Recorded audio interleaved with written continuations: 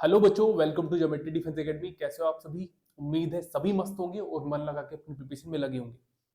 बच्चों, ये यूपी सैनिक की क्लास सेकंड है, ठीक है। ये मॉक टेस्ट हमारा सेकंड है। फर्स्ट मॉक टेस्ट कंप्लीट हो चुका है। उम्मीद करता हूं आप लोगों ने देख लिया होगा। जिन बच्चों ने नहीं देखा है उन्हें देख लीजिएगा, ठीक है। ये डला हुआ है, क्लियर। ये कक्षा, ये कौन सी क्लास के लिए रहने वाला है बच्चों? 6 और 9 दोनों के लिए है, ठीक है। यूपी सैनिक के लिए स्पेशली, जो आप जिसका एग्जाम 28 दिसंबर को है। ऐसा नहीं है कि ऑल इंडिया सैनिक वाले इसे नहीं देख सकते, आपके लिए भी उतना ही बेनिफिशियल है जितना यूपी सैनिक के लिए, क्योंकि आपको पता है रीजनिंग का लेवल दोनों का सेम ही रहता है, ठीक है। तो चलिए बिना देरी करे स्टार्ट करते हैं। टेस्ट हमारे ये कौन सा है भाई? सेकंड है, सेकंड टेस्ट है, ठीक है। सेकंड टेस्ट है। चलिए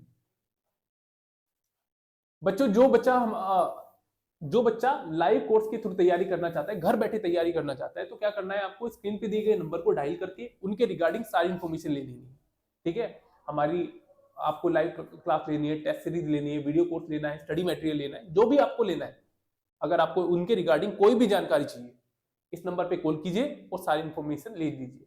इसके अलावा बच्चों, हॉस्टल बैच में जो बच्चा जुड़ना चाहता है, स्क्रीन पे दिए गए नंबर को डायल करके अपनी एक सीट बुक कर लेना, क्योंकि वी हैव लिमिटेड सीट, ठीक है। ज्यादा सीट हमारे पास है नहीं, ठीक है। लिमिटेड ही बच्चे लेंगे, ठीक है। और हॉस्टल में आने का मतलब है जिस किसी की भी आप तैयारी कर रहे हो, आरएमएस, ऑल इंडिया सैनिक, यूपी सैनिक, आरएमसी, उसमें अपनी एक सीट बुक कर लेना है, ठीक है। क्यों इतने कॉन्फिडेंस के साथ में बोलता हूँ?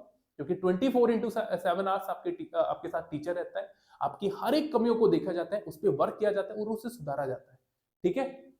और मैं आपको बताऊं सबसे बेस्ट तरीका क्या होता है हॉस्टल को चूज करने का। मैं हर बार बताता हूं, फिर भी आपको बताऊंगा। देखिए, जो जो एकेडमी ये लिस्ट जारी कर रही है, उससे बेस्ट उससे बेस्ट तरीका मैं नहीं मानता कि आपको जज करने का मिल जाए कि ये एकेडमी क्या करवा रही है। क्यों? क्यों भाई? जितने बच्चे जा रहे हैं यूपी सैनिक में, जैसे 36 बच्चे जा रहे हैं, 36 की रोल नंबर डाल दिए, ठीक है।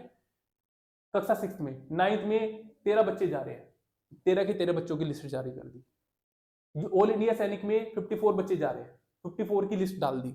6th में, 9th में कितने बच्चे जा रहे हैं भाई? 19 जा रहे हैं, 19 की 19 लिस्ट डाल दी। स्क्रीनशॉट ले लीजिए। अगर ये एकेडमी की, इस एकेडमी की अगर कोई भी बच्चा सिलेक्ट नहीं हो पाया, वो सारी चीजें आपको क्लियर हो जाएगी। तुरंत स्क्रीनशॉट लो, रिजल्ट आता है तुरंत खुद से चेक कर लो। आपको इस एकेडमी का सारा रिजल्ट आपके हाथों में है।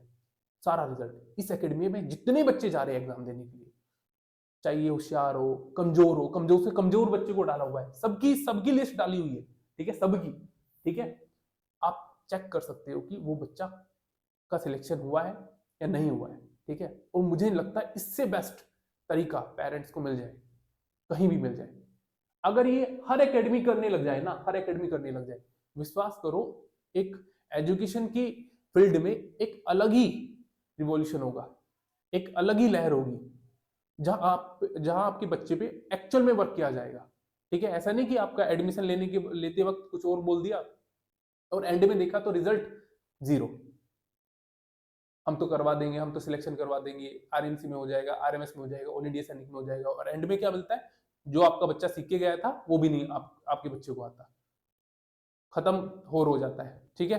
तो सबसे बेस्ट तरीका होता है भाई, ये लिस्ट आप देख लीजिए, लिस्ट का स्क्रीनशॉट ले लीजिए। मैं ये भी नहीं बोलता कि आप इसी एकेडमी में जाइए, नहीं।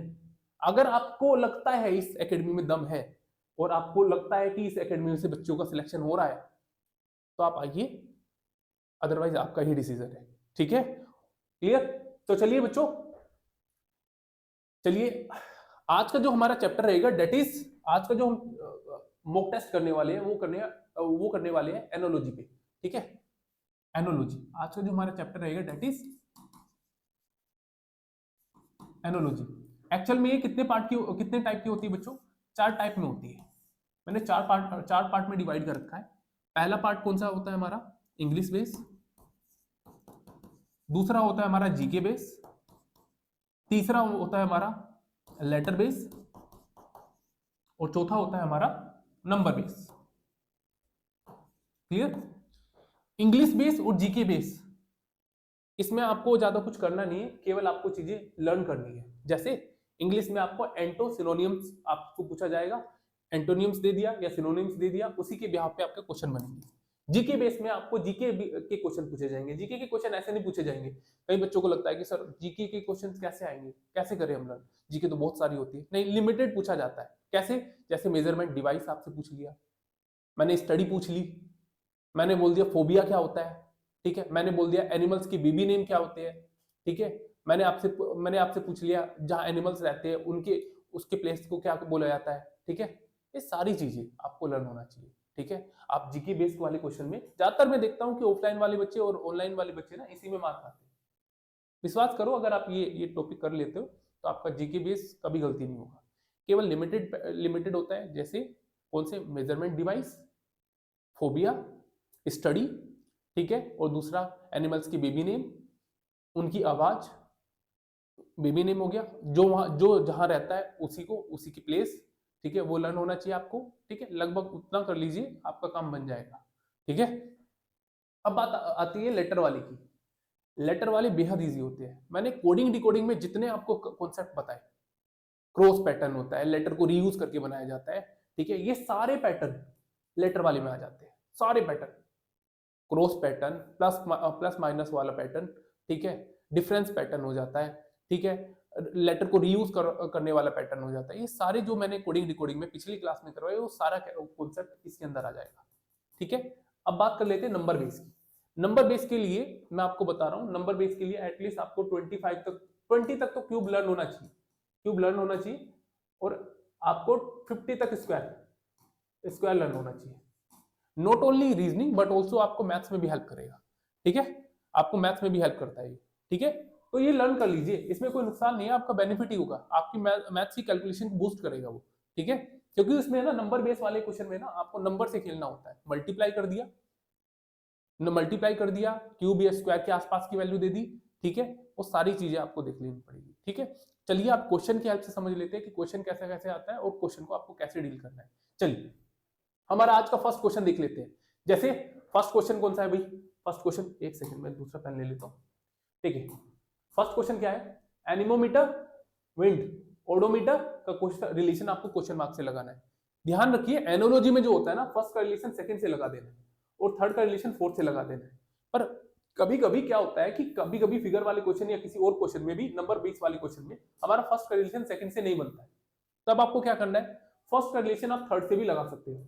पर अगर आपके दोनों रिलेशन आ रहे, फर्स्ट का रिलेशन सेकंड से भी और फर्स्ट का रिलेशन थर्ड से भी, किसे प्रायोरिटी दोगे आप? फर्स्ट का रिलेशन सेकंड वाले से प्रायोरिटी दोगे, ठीक है, फर्स्ट का रिलेशन सेकंड से लगाओगे। क्लियर? उम्मीद करता हूं बहुत अच्छी तरीके से समझ में आ गया होगा। अब इसका करेक्ट आंसर देख लेते हैं बच्चों। करेक्ट आंसर क्या था? एनीमोमीटर का रिलेशन आपको विंड से, एनोमीटर क्या मापता है? विंड। तो ओडोमीटर क्या क्या मेजर करता है? वो जितना डिस्टेंस आप चले, उसे जितना आपने डिस्टेंस चले, जैसे आपने देखा होगा गाड़ियों वगैरह में ओडोमीटर रहता है ना, वो कितना व्हीकल्स में जो होता है, ठीक है, तो वो मेजर कर लेता है कि कितनी डिस्टेंस चला, वो कवर किया उसने। तो अर्थक्वेक तो बिल्कुल नहीं होगा, स्ट्रेन भी नहीं होगा, ह्यूमिडिटी नहीं होगा, स्पीड आप मान सकते हो। इसमें सबसे सुटेबल ऑप्शन बी ही लग रहा है, हालांकि डिस्टेंस को मापता है ये, तो B is the correct answer, ठीक है। क्योंकि देखिए कभी कभार ऐसा क्वेश्चन होता है कि आपको एग्जैक्ट जो आपने सोच रखा है वो ना मिला अगर ऑप्शन में, तब आपको सुटेबल ऑप्शन चूज करना है। हमारे पास चार में से सबसे सुटेबल ऑप्शन कौन सा रहेगा, उसी को चूज कर लेना है। जो करेक्ट आंसर रहेगा डेट इज बी। ध्यान रखिए आप सेशन को स्टार्ट कर रहे हो तो कॉपी और पेन साथ में लेके बैठना, क्वेश्चन को खुद से सोल्व करना। नहीं बन पा रहा है तो पूरा सॉल्यूशन में प्रोवाइड करूंगा ही। और एंड में मुझे जरूर बताना आपका 10 में से कितना स्कोर बना है, 10 में से कितना स्कोर बना है। Is it clear? अपना स्कोर बताना है भाई कि 10 में से कितना स्कोर बना है। चलिए नेक्स्ट क्वेश्चन पे आते हैं। क्वेश्चन नंबर सेकंड पे देख लेते हैं। फ्यूल काइंड, ये हमारा इंग्लिश बेस है। देखो ये पिछले वाला था ना, वो हमारा लॉजिकल, ये हमारा जीके बेस था, ठीक है। आपको मीनिंग पता होना चाहिए, आपने मेजरमेंट अगर यूनिट लर्न कर रखी है तो आप आराम से इसका आंसर निकाल लोगे। सेकंड वाला हमारा इंग्लिश बेस है। Cruel, kind, lethargic, question mark की जगह पर क्या आएगा वो आपको बताना है। क्रूअल माने क्या होता है? निर्दय, जिसमें दया ना हो। काइंड माने होता है दयालु पर्सन, बहुत दयालु। तो क्या ये एंटो है? राइट, एंटो है भाई। अब लेथार्जी माने क्या होता है? लेथार्जी होता है, अगर आप इंग्लिश पढ़ रहे हो तो आप इनका मीनिंग आराम से बता सकते हो। लेथार्जी होता है आलसी, आलस्य। जो बच्चा इस सेशन को लेट के देख रहा है ना, वो यही है लेथार्जी, ध्यान रखना। प्रॉपर बैठना है। जब भी आप सेशन अटेंड करो, कॉपी पेन लेके प्रॉपर बैठ के क्वेश्चंस को सोल्व कर लेना है। नहीं बन पा रहा है देख लेना है कहाँ आपने गलती किया है। क्लियर? ठीक है भाई। देखिए लेथार्जी होता है आलसी, शार्प कट जाएगा, इंटरेस्ट कट जाएगा, सर्ट कट जाएगा, alertness is the correct answer. B is the correct answer. Alertness क्या होता है? चौकन्ना। क्लियर? तो बी हमारा करेक्ट आंसर रहेगा। चलिए नेक्स्ट क्वेश्चन पे आते हैं, क्वेश्चन नंबर 3। ये हमारा लेटर बेस है। कौन सा है भाई? Letter base. सबसे बेस्ट तरीका होता है, जिस तरह हमने कोडिंग डिकोडिंग में क्या करते थे हम क्वेश्चन को, अच्छा लेटर को रीयूज करके बनाता है। डी है क्या? बिल्कुल। टी है क्या? बिल्कुल। के है क्या? बिल्कुल। क्या करना है? प्लेस वैल्यू डालनी है? नहीं। क्या करना है फिर? डायरेक्ट सर लिख लेना है। जैसे के टी डी, इसे क्या लिखा जाता है? डी टी के। डी को डी से, टी को टी से, के को के से। ये सेम पैटर्न आपको किसमें फॉलो कर देना है? इसमें सर पहले यू आ जाएगा, फिर एम आ जाएगा, फिर एक्स आ जाएगा। U M X, U M X, U M X. D is the correct answer. D हमारा करेक्ट आंसर रहेगा। तो जितने आप कोडिंग डिकोडिंग में कॉन्सेप्ट लगा सकते हो वो सारे लेटर बेस एनोलॉजी जो रहती है उसमें लग जाएगा। ठीक है, इसमें अलग से पढ़ने की कोई जरूरत नहीं होती। चलिए क्वेश्चन नंबर 4 पे आते हैं। क्वेश्चन नंबर 4 देख लेते हैं। आपको फर्स्ट का रिलेशन सेकंड से लगाना है, थर्ड का रिलेशन फोर्थ से लगाना है। बताइए इसका करेक्ट आंसर क्या रहेगा? इसका करेक्ट आंसर क्या रहेगा? आंसर चैट बॉक्स में आपको बता देना है कि करेक्ट आंसर हमारा क्या रहेगा। ठीक है, देखिए सोल्व करके। ऐसा भी हो सकता है मल्टीपल। देखो सबसे पहले तो आपको ज्यादा बड़ा नंबर दिख रहा है, कभी भी ज्यादा बड़ा नंबर दिखे तो आपको क्या कर लेना है? ज्यादा बड़ा नंबर दिखे तो क्या कर लेना है?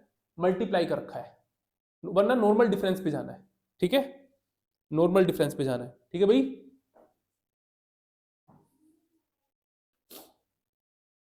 आप लोग के आंसर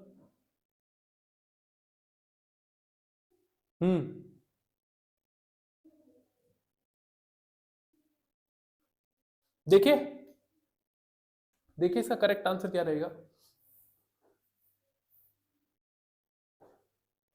आपको देख लेना है कितना कितना डिफरेंस आ रहा है भाई। आप बोलोगे कितना डिफरेंस निकल के आ रहा है? 90 कितना हो गया भाई? ये हो गया 10 11 11 और 6 17। ठीक है, 17 आ रहा है। इनका नॉर्मल डिफरेंस निकालिए। 17 आ रहा है, राइट? 17 ही तो आ रहा है, 17 आ रहा है। इसमें क्या करें? 17 को प्लस किया गया है। अब 196 में आपको क्या करके देख लेना है? 17 को प्लस करके देख लेना है। 6 दूनी 12 13। ठीक है, 6 दूनी 12 13, 9 10 11, 213 आ रहा है। और 213 तो ऑप्शन में नहीं है, तो इसका मतलब हमारा ये लॉजिक कट गया, लॉजिक कट गया। पर इसमें देखो एक चीज समझिए, 289 किसका स्क्वायर होता है? किसका स्क्वायर होता है? आप बोलोगे स्क्वायर होता है 17 का, और इसके स्क्वायर में 17 ही ऐड कर दिया। तो 196 किसका स्क्वायर होता है? किसका स्क्वायर होता है भाई? अब आप आराम से बता सकते हो। 196 होता है सर, 196 होता है 14 का, 196 होता है सर 14 का, और 14 इसमें ऐड कर देना है। कितना हो गया? 9 10 11 2। तो 210 is the correct answer, is the correct answer. ठीक है, जिसका स्क्वायर था, ये किसका स्क्वायर है? 17 का स्क्वायर है, इसमें 17 ही ऐड कर देना है। ये किसका स्क्वायर है? 14 का स्क्वायर, इसमें 14 ही ऐड कर देना है। क्लियर? ठीक है, चलिए नेक्स्ट क्वेश्चन पे आते हैं। Question number 5। क्वेश्चन नंबर 5 पे ये हमारा लेटर बेस है। लेटर बेस में आपको डायरेक्ट प्लेस वैल्यू डाल लेना है। जैसे डी 4th नंबर पे आता है, एस 19 नंबर पे आता है, आई 9th नंबर पे, एन 14 नंबर पे। ये सेम रिलेशन आपको बी 2nd नंबर पे, के 11th नंबर पे। कितना प्लस किया गया?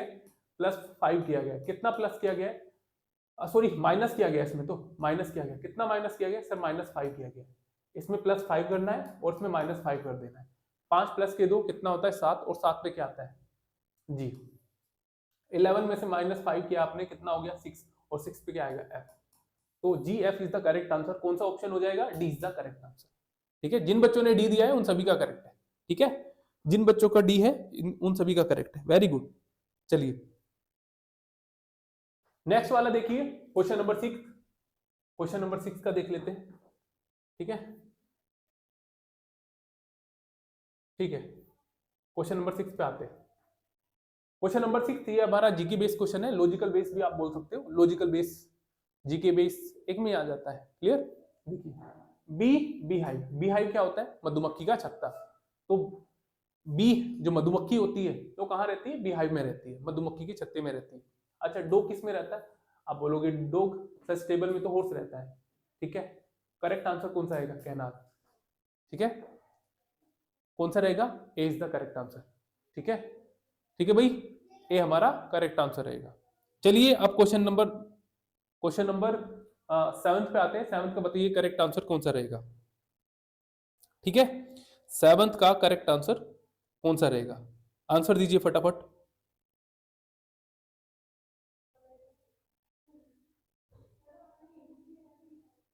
बताइए इसका करेक्ट आंसर क्या रहेगा, चैट बॉक्स में बता देना आपको फटाफट। देखिए,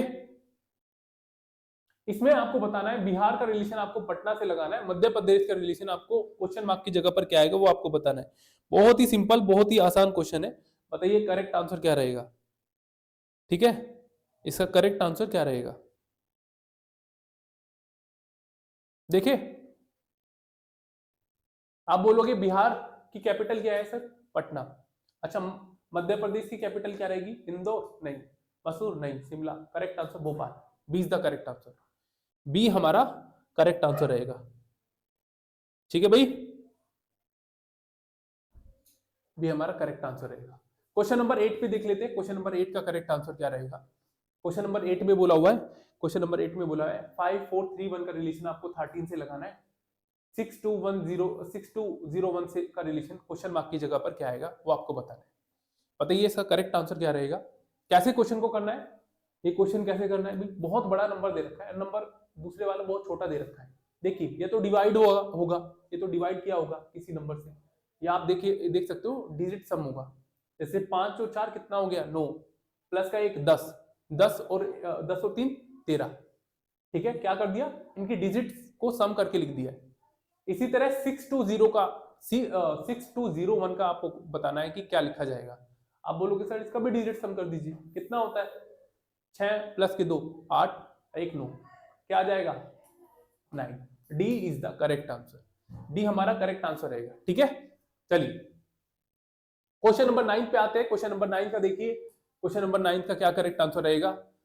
9 को देखिए, 217 का रिलेशन आपको 51 से लगाना है। 344 का रिलेशन क्वेश्चन मार्क की जगह पर क्या आएगा वो आपको बताना है। ठीक है, देखिए क्या रिलेशन लग रहा है आपको, दिख रहा है ये। अच्छा, ये डिविजिबल है, आप बोलोगे डिविजिबल तो नहीं है सर। कितनी बार 3 5 से 15 4, 204 जा रहा है, 17 तो बिल्कुल भी डिविजिबल नहीं है। तो फिर कौन सा रिलेशन लगा सकते हो, या तो डिवाइड होना, ये मल्टीपल होना चाहिए। देखो 51 का मल्टीपल हो सकता है, ऐसा भी तो हो सकता है इसका कोई मल्टीपल हो, पर ये तो आप बोलोगे ये 51 से तो डिवाइड ही नहीं है, तो 51 से डिवाइड नहीं है। अब आप आराम से बोल सकते हो, देखो 216 अगर -1 कर दूं तो कितना हो गया 216 हो गया, प्लस का 1 हो गया, है ना। 216 किसका स्क्वायर होता है, बोलोगे 6 का स्क्वायर होता है। अच्छा क्वेश्चन है ये, अच्छा क्वेश्चन है भाई। ठीक है, लगा लेना आपको करेक्ट आंसर। देखिए 344, ठीक है। 551 को क्या 6 बना सकते हैं हम, बिल्कुल बना सकते हैं। कैसे, इनको डिजिट को सम कर दो सर, इसकी डिजिट का सम कर दो। 5 प्लस के 1 कितना हो गया 6, और क्या कर दिया 6 का स्क्वायर करके +1 कर दिया। 5 प्लस के 1 कितना हो गया 6, और 6 का स्क्वायर करके +1 कर दिया है, कितना हो गया 217 हो गया। अच्छा, ये 344 किसके स्क्वायर के आसपास की वैल्यू है, आप बोलोगे सर 343 ये 7 के स्क्वायर के आसपास की वैल्यू है, राइट, क्लियर। और उसमें +1 कर दिया तभी तो 344 बना है, राइट। तो 7 के स्क्वायर के आसपास की वैल्यू है। अब हमें देखना है कि किसका डिजिट सम 7 दे रहा है। 4 और 3 7 दे रहा है सर, बिल्कुल दे रहा है। अच्छा, और कोई दे रहा है, बिल्कुल नहीं दे रहा, कट गया कट गया कट गया। करेक्ट आंसर कौन सा रहेगा, B is the correct answer. तो आपको समझ में आ गया क्या लॉजिक था, मैं आपको दोबारा से बता देता हूँ जिन बच्चों को नहीं समझ में आया है। सुनिए, इसको इनकी डिजिट को प्लस करके इसका सॉरी क्यूब कर दिया है, स्क्वायर, मैं स्क्वायर की बात कर रहा हूँ, क्यूब कर दिया है, और क्यूब करने के बाद में +1 करता है। 4 प्लस की 3 कितना होता है 7 होता है, 7 का क्यूब कितना होता है 343 होता है, ठीक है, और प्लस का 1 करना है। ठीक है, अब आप क्या हो जाएगा 344 हो जाएगा। हाँ भाई, गलती से हो गया था, गलती से हो गया था ये ये वैसे मेरे मन में क्यूब चल रहा था, पर मेरे मुंह से स्क्वायर निकल रहा था। ठीक है, स्क्वायर निकल रहा था, क्यूब हो रहा है। ठीक है, क्यूब हो रहा है, इसका क्यूब करके +1 कर रखा है। चलिए नेक्स्ट वाले क्वेश्चन पे आते हैं, क्वेश्चन नंबर 10।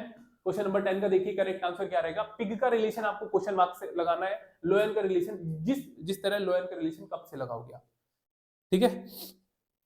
अब बोलोगे लोयन कब कब इज द बेबी ऑफ लोयन, ठीक है। तो पिग की बेबी को क्या बोला जाता है, पपी कुत्ते को बोला जाता है, काफ भैंस की बेबी को बोला जाता है, किटन बिल्ली की, पिगलेट बिल्कुल sir D is the correct answer. जो पिग के बेबी को बोला जाता है वो पिगलेट होता है, ठीक है। क्लियर है भाई, आपके पूरे 10 क्वेश्चन कंप्लीट हो गए और उम्मीद करता हूँ बहुत अच्छी तरीके से आपको ये पता चल गया होगा कि किस टाइप के क्वेश्चंस आते हैं हमारे और कैसे कैसे क्वेश्चंस होते हैं और कैसे हमें क्वेश्चन को डील करना है, राइट, ठीक है। एक बार चैट बॉक्स में मुझे कमेंट बॉक्स में, नोट चैट बॉक्स में, कमेंट बॉक्स में मुझे जरूर बताना कि आपका 10 में से कितना स्कोर बना, और आपको एंड में ये भी बताना है कि आपको क्लास कैसी लग रही है, क्योंकि आपका ही रिव्यू हमें मोटिवेट करता है, हमें उत्साहित करता है कि हम आपके लिए और क्लासेस लेके आए, ठीक है। तो कमेंट बॉक्स में जरूर बताना आपको क्लासेस कैसी लग रही है, ठीक है बच्चों। चलिए क्लास को यहीं पे एंड करते हैं, मिलते हैं नेक्स्ट क्लास में, तब तक के लिए keep learning keep growing. Thank you बच्चों।